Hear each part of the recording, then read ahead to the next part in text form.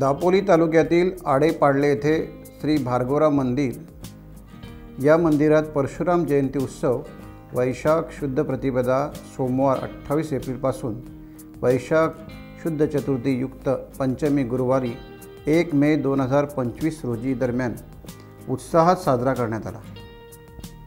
यातील श्रींची छबिना मिरवणूक या उत्सवाचे मुख्य आकर्षण ठरले। मागील 300 वर्षांपासून सुरू असलेल्या अखंड उत्सवाची अखंडित परंपरा यावर्षीही त्याच उत्सवात भक्तिभावाने जोपासली गेली। आडेपाडले येथील ब्रह्मोद्यांनी मोठ्या उत्साहात साजरा केलेल्या उत्सवात आडेपाडले तसेच परिसरात सर्व जाती धर्माचे लोक सहभागी झाले होते। त्यामुळे आणखीनच या उत्सवात रंगत चढली।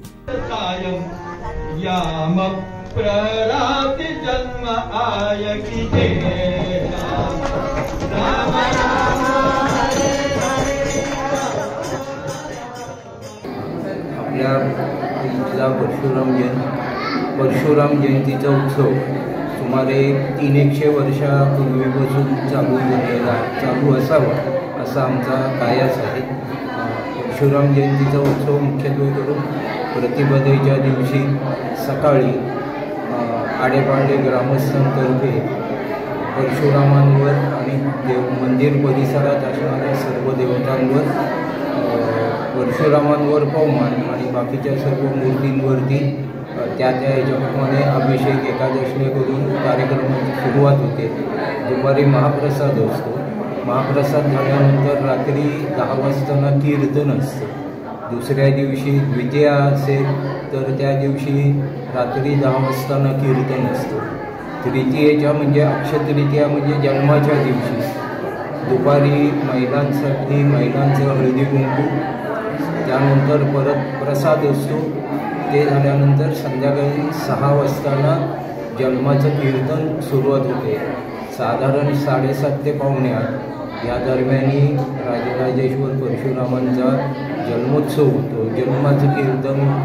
जन्मोत्सव होतो। त्यानंतर कीर्तन संपलं की रात्री अल्पोपहार सर्व भक्तांना असतो। चौथ्या दिवशी पहाटे ललिताचं कीर्तन साधारण 5 वाजता, त्याच्या आधी छबिन्याची परत एक संपूर्ण देवळांना फेरी होते, प्रदक्षिणा होते। त्यानंतर ललिताचं कीर्तन चालू होतं। एक 7:30-7:30 वाजेपर्यंत कीर्तन संपतं। त्यानंतर सर्वांना परत प्रसादाचे नारळ दिले जातात आणि त्यानंतर उत्सवाची सांगता होते। अशा प्रकारे हा उत्सव गेली सुमारे 300 वर्ष चालू आहे आणि आज सगळ्यात तो त्याच पद्धतीने चालू आहे। टाइम्स डिजिटलला लाईक करा, शेअर करा, सबस्क्राइब करा आणि बेल आयकॉन दाबायला विसरू नका। Times digital.